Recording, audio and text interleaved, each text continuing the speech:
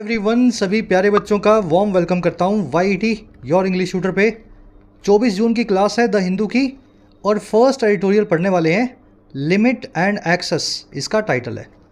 Article लिखा गया है रिजर्वेशन पे, आरक्षण पे, वही कंट्रोवर्शियल मुद्दा जो पूरे देश में डिस्कस किया जा रहा है। एक बहुत ही लैंडमार्क केस था इंदिरा साहनी केस 1992। इस केस के कॉन्टेक्स्ट में इस आर्टिकल को लिखा गया है, तो आपका जीएस भी थोड़ा दुरुस्त हो जाएगा और इस मुद्दे पे आपको और क्लैरिटी मिलेगी। शुरू करेंगे इस आर्टिकल को अपने क्विज़ के साथ में। क्वेश्चंस आपके सामने हैं, हर रोज़ की तरह पूरे मन से क्लास को लेना है आपको और इन क्वेश्चंस को एक अटेम्प्ट देना है at the end of the class. 11 में से 11 नंबर मिल जाएँ, 10 नंबर मिल जाएँ, ये आपका ऑब्जेक्टिव है। ठीक है, जो भी आपको सिखाया जाए इन क्वेश्चंस पे आप अप्लाई करेंगे। शुरू करते हैं लेक्चर को, आइए कुछ नया सीखते हैं।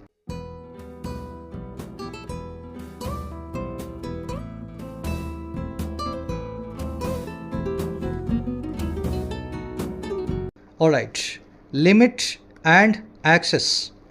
देखिए, लिमिट का मतलब होता है सीमा और एक्सेस का मतलब होता है ज़्यादा, एडिशनल, बोनस। कह रहे जी आरक्षण की लिमिट है 50%, ये हम जानते हैं। इंदिरा साहनी केस में इस लिमिट को सुप्रीम कोर्ट ने ले डाउन किया था, इस्टेब्लिश किया था। लेकिन कभी कभी इसका एक्सेस भी हो जाता है और हो जाना भी ज़रूरी है। कौन से वो सर्कमस्टेंसेज हैं जिसमें 50% से ज़्यादा आरक्षण दिया जा सकता है संविधान के हिसाब से। एक्सेस वर्ड को नोट करना। एक्सेस की तरह बोले जाने वाले 3 वर्ड्स अंग्रेजी में, असेस, एक्सेस और एक्सेस। देख रहे हो, प्रोनाउंसिएशन ऑलमोस्ट सेम है तीनों का। आपका काम ये है कि इन तीनों वर्ड्स को अलग अलग रखना क्योंकि इनके मीनिंग्स अलग हैं। ये पहला जो वर्ड है असेस, इसका मतलब होता है किसी चीज़ का जायज़ा लेना, इवेल्युएट करना। जैसे एग्जामिनर आपकी कॉपियों को असेस करता है, आंसर शीट को असेस करता है, कितने आंसर आपके सही हैं, कितने नंबर बनेंगे, है ना। ये तो वो वाला असेस है। दूसरा है एक्सेस। एक्सेस का मतलब होता है किसी चीज़ तक अपनी पहुंच रखना। अगर आपके पास बैंक अकाउंट है तो आपके पास बैंकिंग का एक्सेस है। अगर आपके पास मोबाइल फ़ोन है तो आपके पास फ़ोन कॉल करने का एक्सेस है। ठीक है, ये वो वाला एक्सेस है। और तीसरा जो है ये ई से बनने वाला एक्सेस है। इसका मतलब होता है एडिशनल, ज़्यादा, सरप्लस।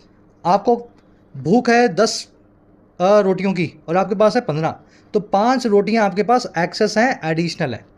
पहली दोनों वर्ब्स हैं और तीसरा एक एडजेक्टिव है। एक बार इसको रिपीट कर लेना, तीनों वर्ड्स में कोई कन्फ्यूजन नहीं होना चाहिए। स्पेलिंग्स भी देख लो और इस छोटे से क्वेश्चन पे इन तीनों को अप्लाई कर दो। The committee needs to assess, access और access whether the assess, access और access funds allocated last year were used effectively and ensure that all team members have dashed to the necessary resources for upcoming projects। एक बार खुद से try दोगे, blank 1, blank 2 और blank 3 क्या क्या डालोगे इसमें खुद से देख लो। कमेंट सेक्शन में आंसर अपडेट करना, आपको वहीं पे बता देंगे सही है गलत है।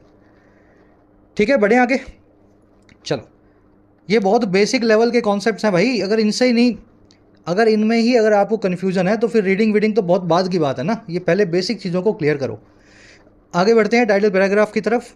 कह रहा है जी creamy layer should be kept out but the ceiling on quota is artificial. Creamy layer को रखा जाना चाहिए बाहर। क्रीमी लेयर क्या होती है?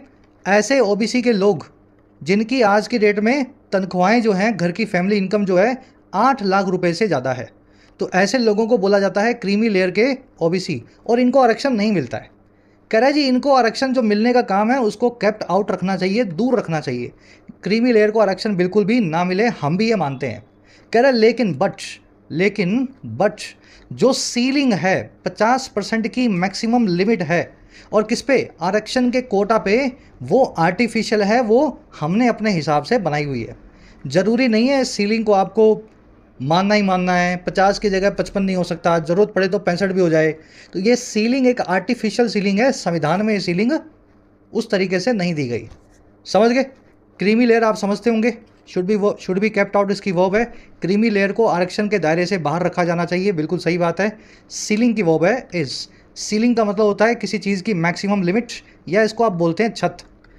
आपके घर की जो छत है ना, बाहर कमरे में बैठे हो और जिस पे पंखा लटक रहा है अंदर की तरफ से, वो सीलिंग कहलाती है, छत कहलाती है सीलिंग। अगर आप छत के ऊपर चढ़ जाएंगे तो वो बन जाएगी रूफ। भाई ये छत है, अगर छत के नीचे है तो ये है सीलिंग, और छत के ऊपर चढ़ गए, ऊपर वाला हिस्सा है रूफ। तो ध्यान रखना है, दोनों एक ही बात है। वर्ब है इसकी इज। चलिए आगे बढ़ेंगे, आर्टिकल की वोकैबुलरी पर नज़र डालेंगे। सारे मोटे मोटे वर्ड शुरू में एक साथ देख लो ताकि इसको आप स्मूथली पढ़ सको। एसएससी सीजीएल का नोटिफिकेशन आ चुका है 2024 का। होपफुली आप अच्छे से प्रिपेयर करेंगे। 3-4 महीने का वक्त है, इसको अच्छे से यूटिलाइज़ करेंगे। और मॉक टेस्ट की अगर आपको ज़रूरत हो तो आप बेनिफिट ले सकते हैं टेक्स्ट बुक की इस ऑनगोइंग सेल का। इसमें एसएससी, बैंक्स, ईपीएफओ, स्टेनो सभी एग्जाम्स का कंप्लीट पैकेज है। एक सिंगल पास में सभी के मॉक टेस्ट आपको मिल जाते हैं।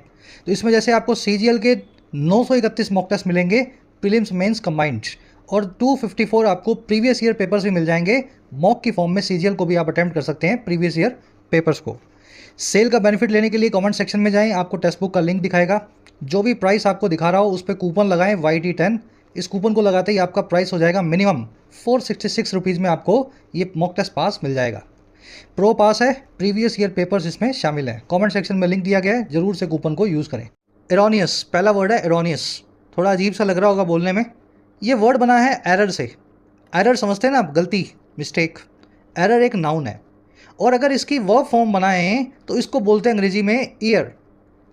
अर भी बोलते हैं और ईयर भी बोलते हैं डिपेंडिंग ऑन द कंट्री। अगर यूएस में तो ईयर बोल देंगे, और अगर यूके में है तो अर बोल देंगे। अर या ईयर का मतलब होता है गलती करना। यही एरर नाउन से आप वर्ब बना देते हैं अर, और इसी एरर या अर से आप एक वर्ड बनाते हैं अरोनियस। इसका मतलब है गलती भरा, ऐसी चीज़ जो गलत हो। एरर मतलब गलती, एरोनियस मतलब गलत, और अर का मतलब है गलती करना। तो एक ही वर्ड के तीनों फॉर्म्स को आपको कनेक्ट करना है। The placement of unquestionable blind faith in any political sect is inherently erroneous. जो प्लेसमेंट है, रखने का काम है अनक्वेश्चनेबल ब्लाइंड फेथ को। ब्लाइंड फेथ मतलब अंधविश्वास, और अनक्वेश्चनेबल जिसमें कोई क्वेश्चन ही ना हो। एकदम एब्सोल्यूट जो अंधा विश्वास है, रखने का जो काम है किसी भी राजनीतिक विचारधारा में, पॉलिटिकल सेक्ट में, वो अपने आप में ही इनहेरेंटली गलत है, एरोनियस है। क्यों गलत है भाई? कैलेजी and gives rise to fascism, क्योंकि ये फांसीवाद को राइज देता है, बढ़ावा देता है। फांसीवाद क्या है? किसी पॉलिटिकल पार्टी के लिए जीने और मरने की कसम खा लेना, यही तो फांसीवाद था, है ना? तो ये एरोनियस वर्ड जो है इस तरीके से आप यूज़ करेंगे। मिसलीडिंग, फैलेशियस और इनएक्यूरेट इसके सिनोनिम है, गलत चीज़ के सिनोनिम है। आज इस वर्ड की आप वर्ब फॉर्म को आर्टिकल में देखेंगे, ERR, ठीक है ना? अमेरिका में हो तो ईयर, यूके में हो तो अर, गलती करना अर। चलिए अगला वर्ड भी ऐसा भारी भरकम है, कमेंसुरेट। देखिए आपने मेंसुरेशन पढ़ा होगा मैथ्स में, क्या होता है? उसमें आप किसी रेक्टेंगल का, किसी स्क्वायर का, किसी क्यूब का एरिया निकालते हैं, वॉल्यूम निकालते हैं। तो मेंसुरेशन जो है वो नापने का काम है। कौन सी चीज़ कितनी बड़ी है, कितनी मोटी है, कितनी फैली हुई है ना? अलग अलग शेप्स। वहीं से वर्ड बनाया गया कमेंसुरेट। अगर दो चीज़ें साथ में बराबर की, एक दूसरे के बराबर हों, कंपैरेबल हों, एक दूसरे के जैसी हों, तो वो कमेंसुरेट होती हैं। कंपैरेबल इन साइज, डिग्री और एक्सटेंट होती हैं। एग्जाम्पल देता हूँ मैं आपको। इंडिया और चाइना की जीडीपी कमेंसुरेट नहीं है। हमारी जीडीपी चाइना की जीडीपी का 1/5 है। पाकिस्तान और इंडिया की जीडीपी भी कमेंसुरेट नहीं है। पाकिस्तान की जीडीपी हमारी जीडीपी का 1/7 है, मतलब 7वां हिस्सा है। लेकिन चाइना और यूएसए की जीडीपियाँ कमेंसुरेट हैं, 19-20 का फ़र्क है, एक दूसरे के ऑलमोस्ट बराबर हैं, कंपेरेबल इन साइज हैं, ठीक है ना? तो US and China GDPs are commensurate, ऐसे ये सेंटेंस बन सकता है। बना के दिखा रहा हूँ आपको, अब खुद से यूज़ करो।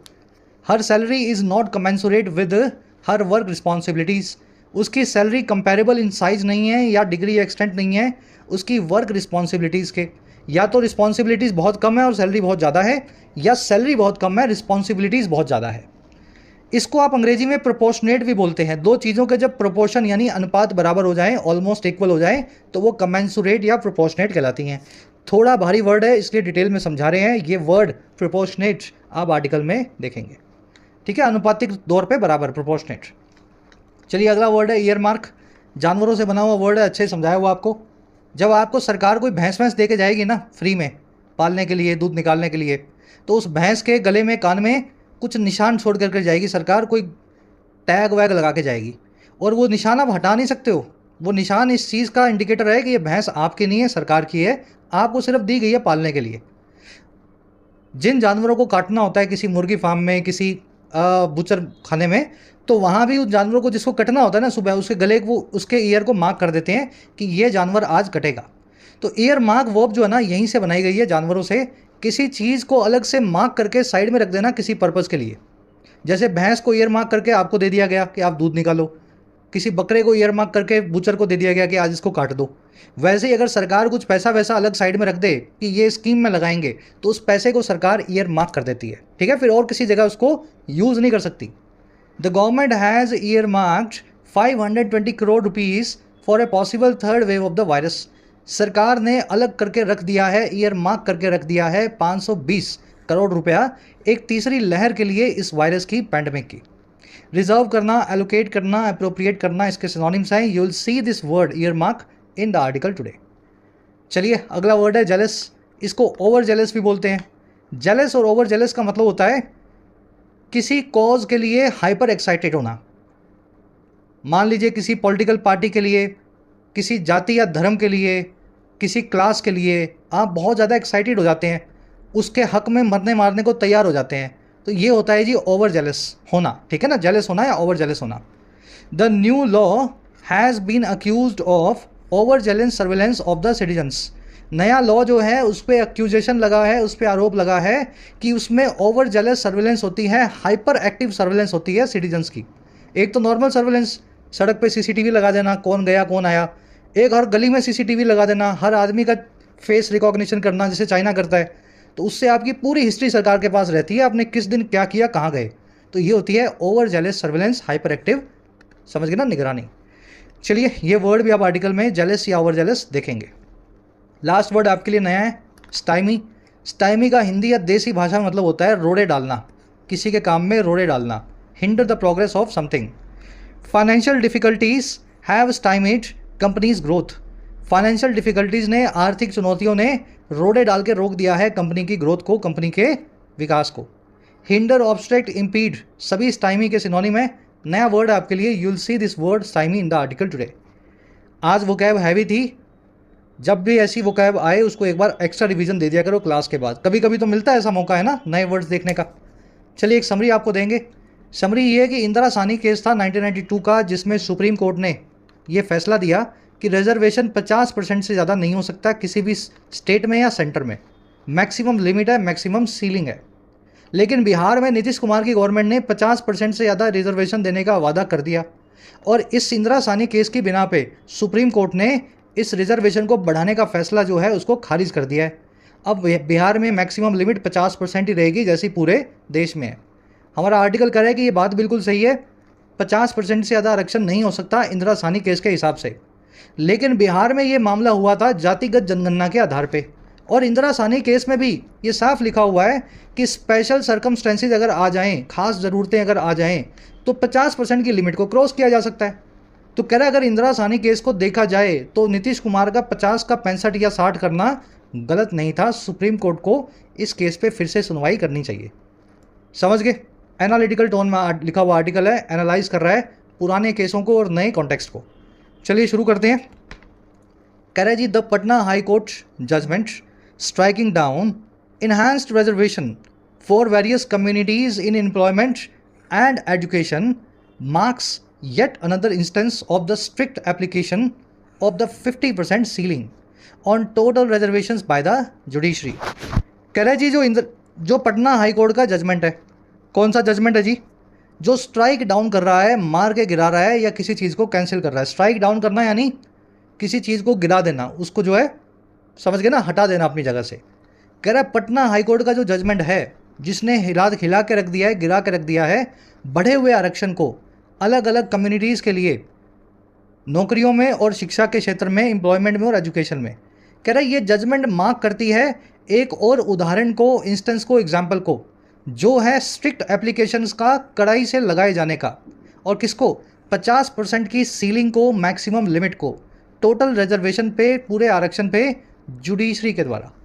तो जुडिशरी ने 50% की सीलिंग बहुत केसों में लगाई है। तो एक और एग्जाम्पल हमें मिल गया है जब पटना हाई कोर्ट ने बिहार में 50% की सीलिंग को फिर से इन्फोर्स किया। समझ गए?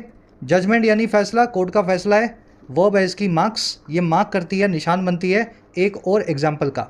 स्ट्राइकिंग डाउन यहाँ पे एडजेक्टिव है, प्रेजेंट पार्टिसिपल। कौन सी जजमेंट? वो जजमेंट जो स्ट्राइक डाउन करती है बढ़े हुए आरक्षण को बिहार में, है ना। रिजर्वेशन जो है इनहांस्ड है, उसको स्ट्राइक डाउन करती है। स्ट्राइक डाउन करना, गिरा देना, मार देना, रोल बैक कर देना, सेट असाइड कर देना, किसी बने हुए फैसले को कैंसिल कर देना। इसका बिल्कुल उल्टा होता है अपहोल्ड या मेंटेन करना। किसी फैसले को, अगर सरकार के फैसले को कोर्ट बोलते हैं बिल्कुल सही है, तो फिर स्ट्राइक डाउन नहीं, उसको अपहोल्ड कर रही है या उसको मेंटेन कर रही है। इंस्टेंस यानी एग्जाम्पल होता है किसी भी चीज़ का। चलिए आगे बढ़ते हैं। कह रहे जी the verdict has invalidated the Nitish Kumar regime's decision. इस वर्डिक्ट ने, इस फैसले ने बिहार हाईकोर्ट, पटना हाईकोर्ट के जजमेंट ने इनवैलिडेट कर दिया है, वैलिडिटी को हटा दिया है, अवैध बना दिया है नीतीश कुमार के शासन के या रिजीम के डिसीजन को, फैसले को। और कौन सा फैसला लिया था भाई नीतीश कुमार ने? वो था ऑफ लास्ट ईयर, पिछले साल का, to amend its quota law, कि अमेंड कर दिया जाए इसके कोटा के लॉ को, आरक्षण के कानून को। और क्यों? To raise backward classes BC reservation from 12 to 18%, ताकि बढ़ाया जा सके बैकवर्ड क्लासेस के रिजर्वेशन को, आरक्षण को, करंट में जो 12 है वहाँ से 18 तक। अच्छा, और किसका बढ़ाया जाए? That of extremely backward communities from 18 to 25। जो एक्सट्रीमली बैकवर्ड कम्युनिटी हैं उनका जो आरक्षण है, जो दैट है, वो बढ़ जाए, 18 से 25 हो जाए। And those of schedule caste and schedule tribes from 16 to 20। और जो आरक्षण हैं एससी के और एसटी के, वो बढ़ के हो जाएं 16 से 20 और 1% से 2% शेड्यूल ट्राइब के लिए। तो ये इनका फैसला था। 6% यहाँ बढ़ाएंगे, 7% यहाँ बढ़ाएंगे, 7 से 13, 4 इधर बढ़ गया 17 और 1 18, तो 50 का ये 18 यानी 68 करने वाले थे आरक्षण। हर जाति को थोड़ा थोड़ा एडिशनल आरक्षण देने की कोशिश कर रहे थे, लेकिन इस वर्डिक्ट ने इनके सारे मंसूबों पे पानी फेर दिया है। वर्डिक्ट की वर्ब है हैज़ इनवैलिडेटेड। इनवैलिडेट करना, किसी चीज़ को कैंसिल करना, उसकी वैधता को, वैलिडिटी को छीन लेना। ये कुछ स्ट्राइक डाउन जैसा ही है। इनवैलिडेट और एक स्ट्राइक डाउन एक ही बात है। चलिए, लास्ट में रिस्पेक्टिवली लिखा हुआ है। रिस्पेक्टिवली का मतलब होता है क्रमशः। देखो, एससी और एसटी की बात हुई है, तो 16 से 20 एसटी का है और 1 से 2 एसटी का है। कैसे पता लगा? ये रिस्पेक्टिवली वर्ड ने इस बात को बताया। भी पहले जो आया था एससी, उसका 16 से 20 मान लो, और एंड के बाद जो एसटी आया है उसका 1 से 2 मान लो। तो ये दोनों को आपसी बनाने के लिए, समझ गए ना, एक पूरा एक दोनों को एक लाइन में रखने के लिए और उनका सही मेल बिठाने के लिए रिस्पेक्टिवली वर्ड का यूज़ होता है। कुछ बच्चे पूछते हैं मुझसे इसका क्या मीनिंग है, इसका मीनिंग यही है। ठीक है, चलिए आगे बढ़ते हैं। कह रहे जी this took the total reservation level to 65%। ये ले गया टोटल रिजर्वेशन लेवल को 65% तक, यानी पहले 47% ही था, जिसको 18 बढ़ा के 65 कर दिया गया था। कह रहे जी applying judicial precedents that have now crystallized into a legal bar on reservation exceeding 50%, the court has inflicted a huge blow to Bihar government's plan। कह रहा है जी अप्लाई करते हुए कानूनी मिसालों को, प्रेसिडेंट का मतलब होता है पुरानी कोई मिसाल, किसी और केस में से आया हुआ कोई फैसला। कह रहा है जी अप्लाई करते हुए, लगाते हुए कानूनी मिसालों को जो अब क्रिस्टलाइज हो चुकी हैं, मजबूत हो चुकी हैं, पक्की हो चुकी हैं, एक कानूनी बार के फॉर्म पे, कानूनी लिमिट के फॉर्म पे जो लगी हुई है रिजर्वेशंस पे, एक्सीडिंग जो है 50%। बार का मतलब लिमिट या प्रतिबंध, तो ये एक लीगल प्रतिबंध है, सैंक्शन है, रिस्ट्रिक्शन है रिजर्वेशन पे जो 50% से ज़्यादा हो। कह रहा है जी इसको अगर आप अप्लाई कर देना तो कोर्ट ने इन्फ्लिक्ट किया है, लगाया है। इन्फ्लिक्ट करना यानी लगाना किसी चीज़ को, किसी फाइन को, किसी, है ना, चोट को। तो कोर्ट ने मारा है एक बहुत बड़ा झटका, ह्यूज ब्लो बिहार गवर्नमेंट के प्लान को। और क्यों? To utilise its caste survey findings to expand its affirmative action programme. ये इनका प्लान था कि यूटिलाइज करेंगे ये बिहार में हुए कास्ट सर्वे की फाइंडिंग्स को, ताकि एक्सपेंड कर पाएँ, बढ़ा पाएँ अपने अफर्मेटिव एक्शन यानी रिजर्वेशन के प्रोग्राम को। तो ये पूरा बिहार गवर्नमेंट का प्लान था। कास्ट सेंसस करवाओ, उस कास्ट सर्वे के ऊपर से बिहार में अलग अलग जातियों को जो आरक्षण मिल रहा है उसको बढ़ा दो। तो ये प्लान पे सुप्रीम कोर्ट ने एक बड़ा झटका मारा है। It has inflicted a huge blow to the plan. पूरी बात समझ में आ रही है ना? कोर्ट की वर्ब है हैज़ इन्फ्लिक्टेड। इन्फ्लिक्ट करना, किसी चीज़ को मारना, फाइन को, झटके को, मुक्के को, मार को, चोट को, है ना, ऐसे वर्ड्स के साथ में इन्फ्लिक्ट यूज़ होता है। ब्लो मतलब झटका या मुक्का। अच्छा, ये जो पूरा फ्रेज है ये प्रेजेंट पार्टिसिपल साइमल्टेनियस एक्शन का फ्रेज है। कोर्ट ने मुक्का तब मारा, कोर्ट ने झटका तब मारा जब ये अप्लाई कर रही थी कानूनी मिसालों को, है ना, वो सारी मिसालों को अप्लाई करते हुए कोर्ट ने झटका मारा। तो ये अप्लाइंग जो है पीपीएसए का काम कर रहा है। प्रेसिडेंट्स यानी मिसालें, इस वर्ड को आप, एक दूसरा वर्ड है प्रेसिडेंस, इसी में लिख देता हूँ, कन्फ्यूज़ मत करना भाई। ये तो क्या है प्रेसिडेंस, ये तो क्या है प्रेसिडेंट, और दूसरा वर्ड जो है वो है प्रेसिडेंस। एक जैसे ही है ना ऑलमोस्ट। प्रेसिडेंस का मतलब होता है किसी चीज़ के लिए प्रायोरिटी या वरीयता। भाई आप मान लो पढ़ाई करना है और टीवी देखना है, दोनों में से आप किस काम को प्राथमिकता दोगे? प्रेसिडेंस दोगे, है ना, वही आपकी प्रेसिडेंस है। समझ गए ना, आपने पढ़ाई छोड़ के टीवी देखना शुरू कर दिया तो आपने टीवी को प्रेसिडेंस दी। तो दोनों अलग वर्ड्स हैं भाई, अलग अलग रखना इनको, आज के क्विज में आपसे पूछे गए हैं। क्रिस्टलाइज हो जाना, किसी चीज़ का मजबूत फॉर्म में आ जाना, पक्का हो जाना। चलिए, अफर्मेटिव एक्शन और कुछ नहीं है, रिजर्वेशन या आरक्षण को ही अच्छी भाषा में अफर्मेटिव एक्शन बोल देते हैं, इंटेलेक्चुअल लैंग्वेज में। कह रहा जी the government may have erred in its policy approach. कह रहा जी सरकार ने भी हो सकता है गलती की हो अपनी पॉलिसी अप्रोच में। सिर्फ कोर्ट के ऊपर हम क्रिटिक्स नहीं बन रहे हैं, हम सरकार की भी गलती निकाल रहे हैं। सरकार ने भी हो सकता है कोई ना कोई मिस्टेक की हो अपनी पॉलिसी की अप्रोच में। और कैसे की होगी भाई? इस डैश से इस डैश के बीच में कुछ एडिशनल इंफॉर्मेशन दी गई है सरकार के बारे में। कह रहा है जी armed with caste wise population numbers. कह रहा है ये वही पॉलिसी अप्रोच है जो आर्म्ड विद थी, हथियारबंद थी, कास्ट वाइज पॉपुलेशन के आंकड़ों से। इस पॉलिसी को इन्होंने ऐसे ही नहीं बनाया, इस पॉलिसी के आधार में इन्होंने कास्ट सेंसस का सर्वे का जो डेटा है वो रखा था। कह रहा और क्या था, क्या गलती की थी? कह रहा गलती ये की थी when its preamble to the amending law said it aimed to achieve proportionate equality. जब सरकार का जो प्रीएम्बल था, प्रीएम्बल यानी भूमिका, किसी भी किताब का जो पहला पन्ना होता है जिसमें उस किताब के बारे में बताया होता है उसको बोलते हैं प्रीएम्बल। कह रहे जब सरकार का जो भूमिका था इस लॉ को अमेंड करने का, जो प्रीएम्बल था वो ये कहता था कि ये एम कर रहा था अचीव करने को बराबरी की, इक्वालिटी को, प्रोपोर्शनेट इक्वालिटी को। जिसके जितने नंबर उसका उतना आरक्षण, है ना, ये प्रोपोर्शनल इक्वालिटी कहलाती है। कह रहा है सरकार ने भी एक बात लिख करके काम तो गलत ही किया, ये बात बिल्कुल भी सही नहीं है। गवर्नमेंट की वर्ब है मे हैव अर्ज, आर करना, गलती करना, ईयर या आर जो भी बोलना चाहें आप इस वर्ड को, वर्ब है एक। प्रीएम्बल की वर्ब है सेड। प्रीएम्बल यानी किसी किताब का या किसी भी चीज़ का पहला जो चैप्टर होता है जहाँ पे उसकी भूमिका बांधी जाती है उसको बोलते हैं प्रीएम्बल। इसके लिए एक और वर्ड है प्रेफेस या प्रोलॉग।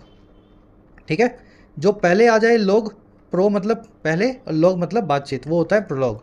और अगर किताब के लास्ट में कोई चैप्टर हो जो किताब को कंक्लूड कर रहा हो उसको बोल देते हैं एपिलॉग। ठीक है ना, जो लास्ट में आए किताब के बाहर हो, एपिलॉग। ये दोनों वन वर्ड्स हैं। चलिए, इट की वर्ब है एम्ड, इट आया है प्रीएम्बल के लिए। प्रोपोर्शनेट और कमेंसुरेट आपको पता होगा, जो अनुपातिक तौर पे बराबर हो। कह रहे the court agreed with the petitioners challenging the increase quotas on a की पॉइंट। कह रहा सरकार ने ये गलती ऐसे की है ये लिख करके क्योंकि कोर्ट अग्री कर गया पेटिशनर्स के चैलेंजिंग, पेटिशनर्स के साथ में, उन याचिकाकर्ताओं के साथ में जिन्होंने चैलेंज किया था बढ़े हुए कोटा को। और कोर्ट अग्री कर गया एक बहुत इंपॉर्टेंट मुद्दे पे, एक बहुत इंपॉर्टेंट पॉइंट पे। कौन सा पॉइंट है भाई? कह रहा है जी पॉइंट ये है that adequate representation does not mean proportionate representation. ये पॉइंट ये है कि एडिक्वेट रिप्रेजेंटेशन जो है, पर्याप्त तौर पे जो प्रतिनिधित्व जो है किसी भी जाति का, उसका ये मीनिंग बिल्कुल भी नहीं है कि वो प्रोपोर्शनेट ही होना चाहिए। उस जाति में जितने ज़्यादा लोग हैं उतने ही उनको आरक्षण दे दो। एडिक्वेट अलग बात है और प्रोपोर्शनेट अलग बात है, ये दोनों वर्ड्स अलग अलग हैं। कह रहे जी as clarified in the famous 9 जज वर्डिक्ट इन इंदिरा सानी 1992। जैसा कि क्लैरिफाई भी किया गया था फेमस 9 जजेज वाले वर्डिक्ट में, इस फैसले में, जो इंदिरा सानी वाला केस था 1992 का। तो सरकार ने प्रोपोर्शनेट इक्वालिटी लिख करके अपने ही पैरों पे कुल्हाड़ी मार ली, क्योंकि इंदिरा सानी के केस में साफ साफ लिखा हुआ है हमें एडिक्वेट रिप्रेजेंटेशन देना है, प्रोपोर्शनेट रिप्रेजेंटेशन नहीं देना। अगर बिहार सरकार इस प्रोपोर्शनेट इक्वालिटी की जगह एडिक्वेट इक्वालिटी लिख देती तो इनका मामला जो है सेट बैठ जाता कोर्ट में, है ना, कोर्ट में इसको चैलेंज करना मुश्किल होता। तो ये वर्ड की वजह से बिहार गवर्नमेंट इस केस को हार गई। मीनिंग समझ रहे हो पूरे सेंटेंसेस के अंदर की लाइनें बता रहा हूँ आपको। कोर्ट की वर्ब अग्रीड, रिप्रेजेंटेशन की verb does not mean, proportionate representation मैंने आपको बता दिया, जिसकी जितनी संख्या उसका उतना आरक्षण। ये बिल्कुल अलग है एडिक्वेट रिप्रेजेंटेशन से, जिसको जितना जरूरी उसको उतना आरक्षण। कह रहा है जी if any attempt to raise the quota level earmarked for any section to be in proportion to the state's population results in the total reservation percentage exceeding the permissible limit, it is liable to be unconstitutional. तो इंदिरा सानी के case में साफ साफ बताया गया। ये sentence देख लेना, सबसे मुश्किल सेंटेंस है इस आर्टिकल का। कोशिश करके देखो एक बार, खुद इसका मीनिंग निकालो। वीडियो को पॉज कर दो, आपसे निकल रहा है नहीं निकल रहा, फिर मैं निकाल के आपको दिखाता हूँ। चलो अब मैच कर लेना मेरे मीनिंग के साथ। कह रहा है कोई भी अटैम्प्ट अगर आए, इफ़ एनी अटैम्प्ट, जो है बढ़ाने का कोटा को या कोटा के लेवल को या आरक्षण को, वो आरक्षण जो ईयर मार्क्ड है, जो अलोकेट कर दिया गया है किसी भी सेक्शन के लिए। और कैसे बढ़ाना है कि वो इन प्रोपोर्शन हो जाए, बराबरे में आ जाए, अनुपात में आ जाए उस स्टेट की पॉपुलेशन के, स्टेट की आबादी के। कह रहा अगर कोई भी ऐसा अटैम्प्ट हो जिसमें जाति की संख्या के आधार पे किसी जाति का आरक्षण बढ़ा दिया जाए, तो कह रहा है वो रिजल्ट होता है टोटल रिजर्वेशन की परसेंटेज के बढ़ जाने के परमिसिबल लिमिट से, यानी 50% की सीलिंग से। कह रहा है अगर वो बढ़ भी जाए और 50 से ऊपर भी हो जाए तो फिर वो लाइबल है, वो डिजर्विंग है कि वो अनकॉन्स्टिट्यूशनल होगा, असंवैधानिक होगा। तो आप बढ़ा लो जितना बढ़ाना है, आप कह दो भाई इस जाति को कम मिला हुआ है, इनकी संख्या ज़्यादा है तो इनको ज़्यादा मिलना चाहिए, दे दो ज़्यादा। लेकिन 50% अगर आपने क्रॉस कर दिया ना तो वहाँ पे बात खत्म हो गई, उससे ज़्यादा आप दोगे तो अनकॉन्स्टिट्यूशनल है। समझ गए ना? तो ये इंदिरा सानी केस 1992 का साफ साफ कहता है। अटेम्प्ट की वर्ब है रिजल्ट्स, इट की वर्ब है इज, लाइबल का मतलब है डिजर्विंग। कोई भी चीज़ जो लाइबल होती है किसी चीज़ के लिए, वो उस चीज़ के लिए डिजर्विंग या लायक होती है। ईयर मार्क यानी अलोकेटेड, जो साइड में रखा गया हो किसी स्पेशल पर्पस के लिए। चलिए नेक्स्ट पैराग्राफ पे आते हैं। एक ग्रामर कॉन्सेप्ट है जो ऊपर छोड़ के आए हैं, दैट दोज वाला, बहुत बार हो चुका है, फिर से रिवीजन करवा रहे हैं ताकि एग्जाम में इस पर गलती ना हो। कॉन्सेप्ट क्या कहता है जी? कंपैरिजन या रिलेशन हो तो सिमिलर चीज़ों के बीच में हो, डिसिमिलर चीज़ें आपसी रिलेशन नहीं रख सकती। यूज़ करके दिखाता हूँ इस कॉन्सेप्ट को, टेक्निकली अप्लाई करता हूँ। The IMF has forecast that India's economy will grow at a much faster rate than China and other emerging economies. IMF ने ऐसा फोरकास्ट किया है, ऐसी भविष्यवाणी की है कि भारत की इकॉनमी ग्रो करेगी, बढ़ेगी बहुत ज़्यादा तेज़ी से, मस्ट फास्टर रेट से बजाय चाइना और दूसरी कंट्रीज़ की इकॉनमीज़ के। ठीक है, अदर इमर्जिंग कंट्रीज़ लिख देता हूँ यहाँ। चलो, दूसरी कंट्रीज जो हैं, चाइना है, उनके मुकाबले ज़्यादा बढ़ेगी। अब मुझे बताओ, भारत की इकॉनमी चाइना से ज़्यादा बढ़ सकती है क्या? ऐसा हो सकता है क्या? नहीं बढ़ सकती। चाइना की इकॉनमी से ज़्यादा बढ़ सकती है। समझ पा रहे हो? रिलेशन होगा, सिमिलर थिंग्स के बीच में होगा, है ना? तो अगर आपको लिखना है तो यहाँ लिखें at a much faster rate than the economies. अब इकॉनमीज लिखना होगा, क्यों? क्योंकि इकॉनमियाँ कई हैं। अब चाइना और अदर इमर्जिंग इकॉनमीज है ना, कंट्री हैं, तो इनकी इकॉनमियाँ तो प्लूरल में हो जाएंगी। Than the economies of China and other emerging countries. जैसा ही आपने इकॉनमीज लिखा, तो ये इकॉनमी वर्ड 2 बार इस सेंटेंस में आ गया, यहाँ भी आ गया और यहाँ भी आ गया। तो क्या करेंगे? दूसरी बार इसको दैट या दोज में से एक वर्ड से रिप्लेस कर देंगे। और यहाँ पे प्लूरल है तो इस्तेमाल होगा दोज का, अगर सिंगुलर होता तो इस्तेमाल होता दैट का। मान लीजिए यहाँ पे लिखा होता है चाइना, सिर्फ चाइना, फिर उसकी इकॉनमी होती, सिंगुलर होता मामला, तो यहाँ पे लिख देते देन दैट ऑफ चाइना। ठीक है, और अगर इमर्जिंग इकॉनमीज और भी हैं साथ में तो दैट की जगह आप दोज लगाएं।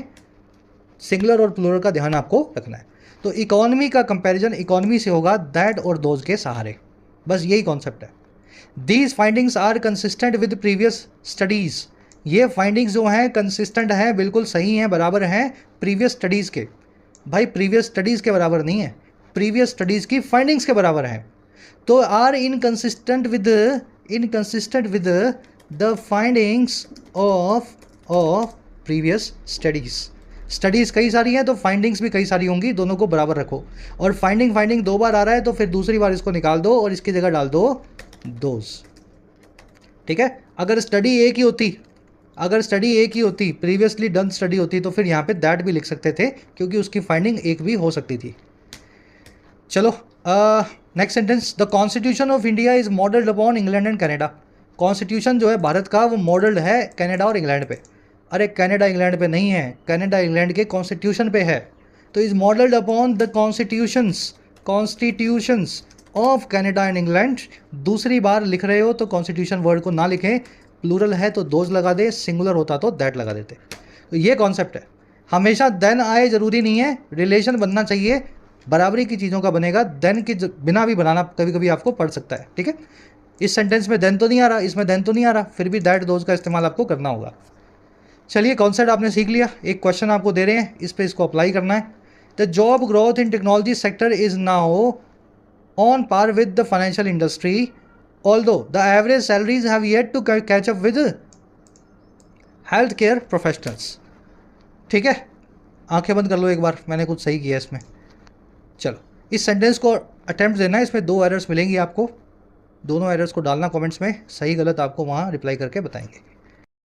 चलिए नेक्स्ट पैराग्राफ पे आते हैं। कह रहा है जी, it is however it is unfortunate that the court was so jealous about the reservation ceiling.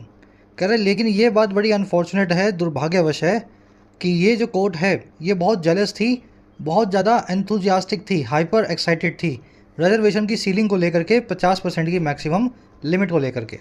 और कितनी, that it rejected the states argument, कि इसने स्टेट का, राज्य का, बिहार का आर्गूमेंट भी रिजेक्ट कर दिया। और किस पे, on the existence of special circumstances, उस एग्जिस्टेंस पे, मौजूदगी पे जो है खास सर्कमस्टांसेस की, हालातों की। तो ये लिमिट तब तक ही लगेगी जब तक खास सर्कमस्टेंसेस ना हो। अगर सर्कमस्टेंसेस खास बना दिए जाएँ, ऐसे दिखा दिया जाए तो इस लिमिट को क्रॉस किया जा सकता है, लेकिन कोर्ट ने मानने से मना कर दिया। इट की वर्ब है इज, कोर्ट की वर्ब है वॉज, जेलस होना, हाइपर एक्साइटेड होना किसी चीज़ के लिए, इट की वर्ब है रिजेक्टेड। ठीक है, अच्छा आगे कह रहा है जी, just a minute.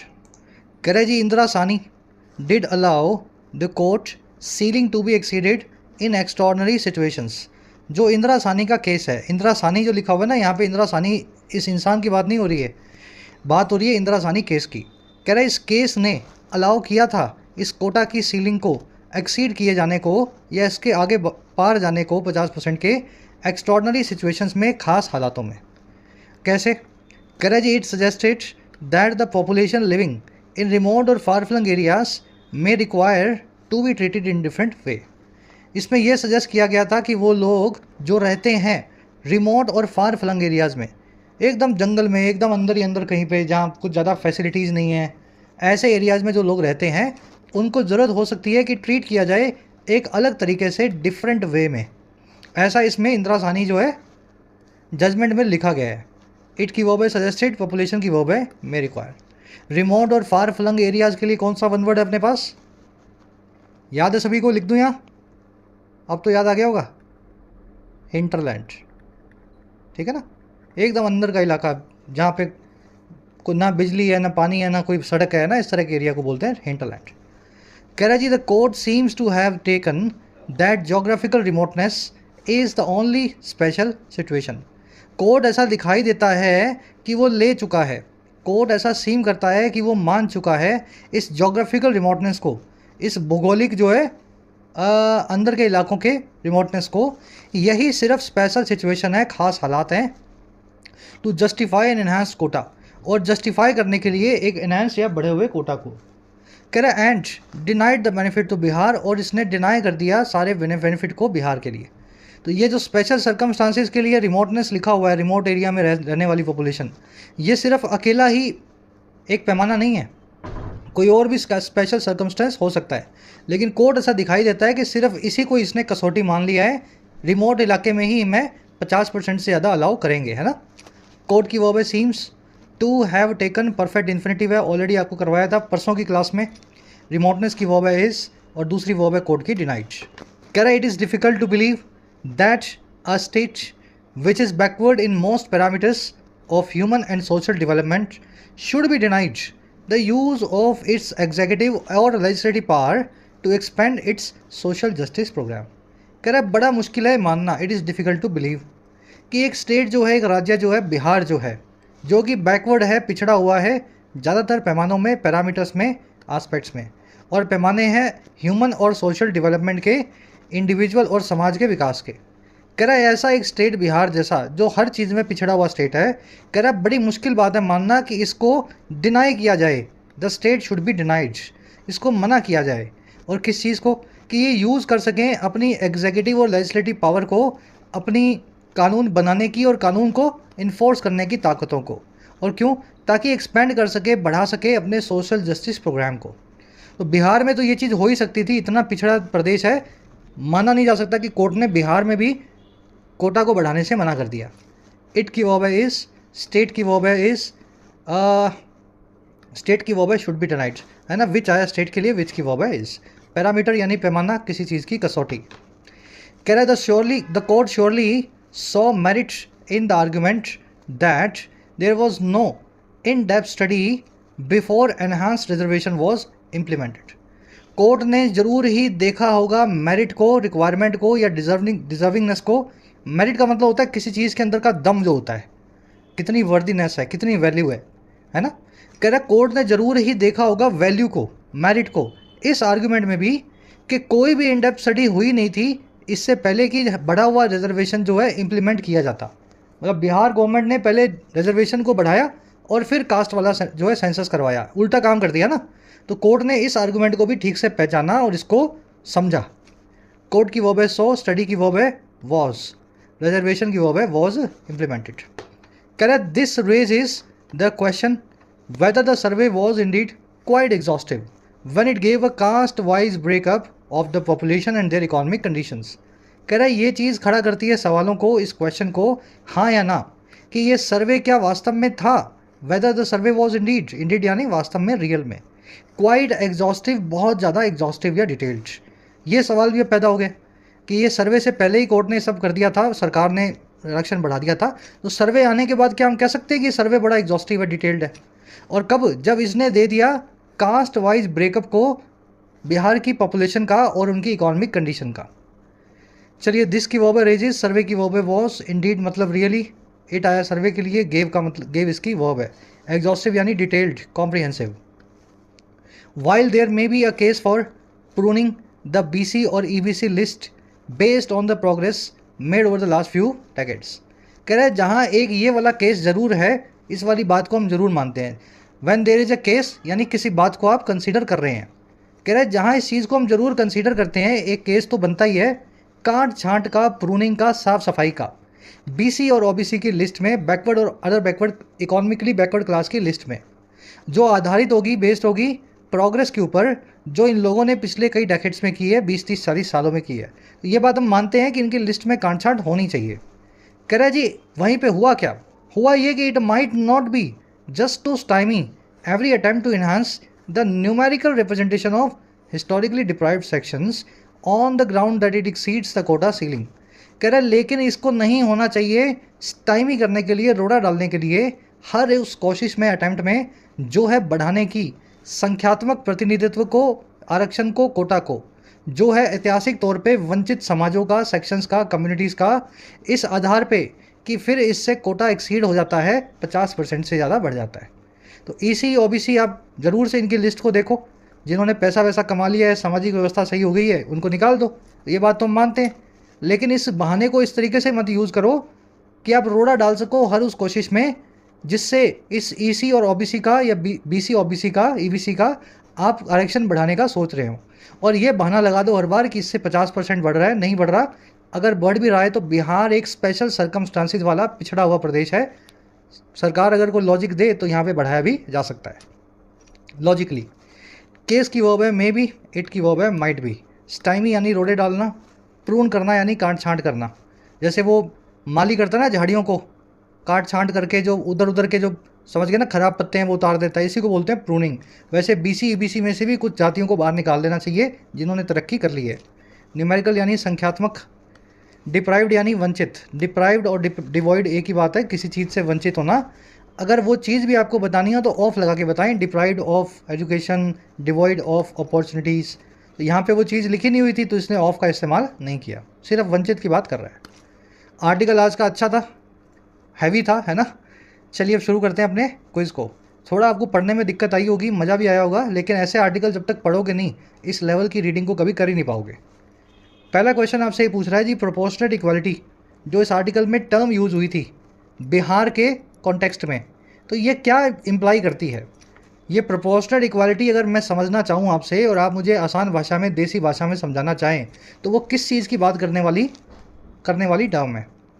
Proportional equality equal distribution करेगी संसाधनों का सभी कम्युनिटीज़ में। इसमें रिप्रेजेंटेशन होगा सभी कम्युनिटी का उनकी पॉपुलेशन के प्रोपोर्शन में। इसमें इक्वल अपॉर्चुनिटी मिलेगी सबको बिना कास्ट को तवज्जो दिए, रिगार्डलेस ऑफ कास्ट। या इसमें फिक्स्ड कोटा सिस्टम होगा बैकवर्ड कम्युनिटीज़ के लिए। जिसने आँख कान खोल करके पढ़ा होगा बड़ा इजली आंसर निकाल लेगा।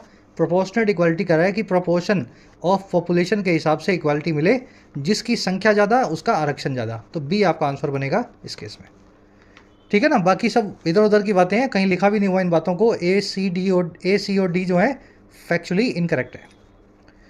चलो जी, what does the passage argue that Bihar might be justified in exceeding the reservation ceiling.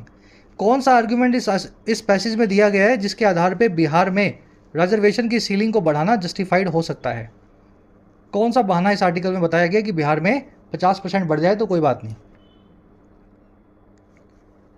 चलो खुद से ट्राई देना इसको। आंसर मैं लिख रहा हूँ यहाँ पे। बहाना यही है भाई, बिहार हर चीज़ में पीछे है, पिछड़ा हुआ देश है, सिग्निफिकेंट बैकवर्डनेस है हर समाज, हर जो है एस्पेक्ट में, सोशल डेवलपमेंट हो या ह्यूमन डेवलपमेंट हो। तो पिछड़े प्रदेश में अगर बढ़ भी जाए तो क्या बड़ी बात है। पिछड़े प्रदेश में जो पिछड़े लोग हैं तो वो तो खास ही पिछड़े होंगे, इस लॉजिक के आधार पर बढ़ाया जा सकता है। चलिए बीच के क्वेश्चंस देख लो। 6 questions based on vocab. Remote और फार फ्लंग एरिया को क्या बोलते हैं, आपको करवाया था। प्रेसिडेंट और प्रेसिडेंस, इन दोनों वर्ड्स के बीच का डिफरेंस बताना है। मीनिंग बता दो, डिफरेंस निकल आएगा। स्ट्राइक डाउन फ्रेजल वर्ब आपसे पूछी है। ईयर मार्क वर्ब का जो है सिनोनिम पूछा है आपसे, क्या मतलब होता है। जेलस का उल्टा पूछा है। जेलस याद है ना आपको, ओवर जेलस, जेलस, इसका उल्टा क्या होगा। और 2 थिंग जो एक दूसरे के साथ में कंपेरेबल हो, साइज, एक्सटेंट और लेवल में, डिग्री में, ऐसी दोनों चीज़ों को क्या बोलते हैं। याद है वो वर्ड सी से बनने वाला, पी से बनने वाला, प्रोपोर्शन वाला, है ना। यहाँ पे वो वाला वर्ड आना चाहिए। एक बार खुद से ट्राई दो सभी वर्ड्स को। लास्ट में 3 एरर्स मिलेंगी। पहली आपको मिल सकती है इस फ्रेज में, ठीक है, परफेक्ट इन्फिनिटिव वाले फ्रेज में। दूसरी आपको एरर मिलेगी इस वर्ड की वजह से, और तीसरी आपको एरर मिल सकती है इस वर्ड के आसपास। अब खुद से ट्राई देना है, तीनों एरर्स को ढूंढो, जितनी मिल जाए उतनी अच्छा, और फिर मिला लेना। फर्स्ट कमेंट में आंसर डालें वीडियो के नीचे। आउट ऑफ 11 कितने मार्क्स मिले ज़रूर से बताना। 5 मिले, 2 मिले, 1 मिला या 10 मिले, ठीक है, लिखा करो। मुलाकात लेंगे आपसे नेक्स्ट क्लास में। क्लास थोड़ी हैवी थी आज की, पूरी देखने वाले बच्चे पीडी लिख देना, और क्लास में सब समझ आया हो, इंटरेस्टिंग लगाओ तो पीडीआई लिख दिया करो। ये पीडीआई जो है गिन करके मुझे पता लग जाता है किस थीम्स की क्लास को मुझे लाना है और किस थीम की क्लासेस को नहीं लाना। अंटिल देन, कल आपसे लेंगे मुलाकात कल की क्लास में। जिन बच्चों को कोर्सेज की ज़रूरत है, एक्स्ट्रा क्लासेस की ज़रूरत है, you can take the benefits of the courses. Application को डाउनलोड करें, YT ऐप को। आपको राइटिंग का, SSC का और बैंकिंग का, इनफैक्ट UPSC का भी कोर्स मिल जाएगा। अफोर्डेबल कोर्सेज है, मेहनत करना चाहते हैं तो ऐप को डाउनलोड करें। कमेंट सेक्शन में लिंक रखा गया है, you can take the benefits. चलिए।